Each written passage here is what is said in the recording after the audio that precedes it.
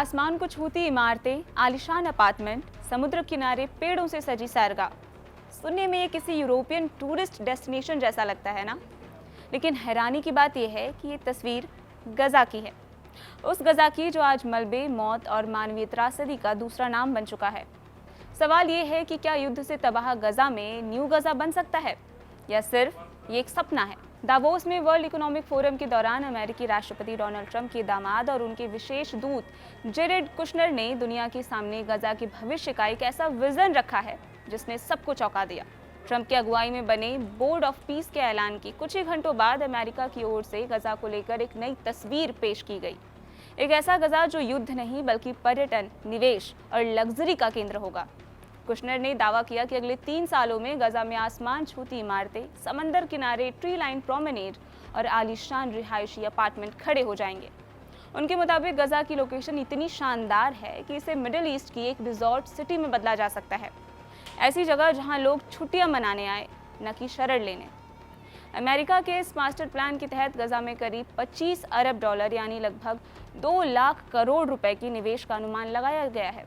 Kushner का दावा है कि अगर ये योजना पूरी तरह लागू होती है तो 10 साल के भीतर ही गजा की जीडीपी 10 अरब डॉलर तक पहुंच सकती है और वहां रहने वाले हर परिवार की औसत सालाना आय 13,000 डॉलर होगी।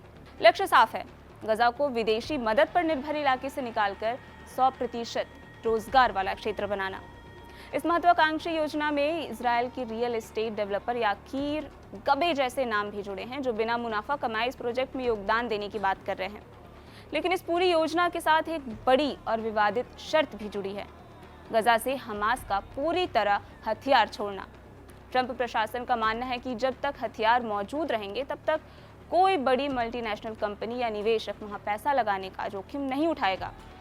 अब जरा जमीनी हकीकत पर भी नजर डालते हैं। अक्टूबर 2023 से शुरू हुए युद्ध ने गजा को लगभग पूरी तरह तबाह कर दिया है। अस्पताल, स्कूल, घर सब मलबे में बदल चुके हैं। संयुक्त राष्ट्र के मुताबिक गजा के लोग अमानवीय हालात में जीने को मजबूर हैं। अब तक 71,000 से ज्यादा फलस्तीनी मारे जा चुके हैं और लाखों लोग बेघर हो गए हैं। ऐसे में सवाल उठता है कि क्या न्यू गजा का सपना इन जख्मों पर मरहम है या इन्हें नजरअंदाज करने की कोशिश? आलोचकों का कहना है कि ये प्लान मानवीय संकट से ज्यादा रियल एस्टेट और भू राजनीति पर केंद्रित है। गजा के लोगों की सहमति, उनकी राजनीतिक पहचान और उनके अधिकारों का इस विजन में जिक्र बेहद सीमित है। कई विशेषज्ञ इसे डेवलपमेंट के नाम पर विस्थापन की आशंका से भी जोड़ रहे हैं। तो असली सवाल यही है कि क्या गजा को दुबई जैसा शहर बनाना शांति की गारंटी है? क्या कांच की इमारतें और रिजॉर्ट दशकों के संघर्ष, दर्द और राजनीति को मिटा सकते हैं, या फिर ये सिर्फ एक प्लान है, एक ऐसी तस्वीर जो दुनिया को आकर्षक लगती है लेकिन जमीनी सच्चाई से काफी दूर है? गजा का भविष्य सिर्फ इमारतों से नहीं, इंसाफ, सुरक्षा और आत्मसम्मान से तय होगा। और जब तक ये तीनों चीजें साथ नहीं आती तब तक न्यू गजा एक सवाल ही बना रहेगा, एक सपना जिस पर दुनिया बहस करती रहेगी।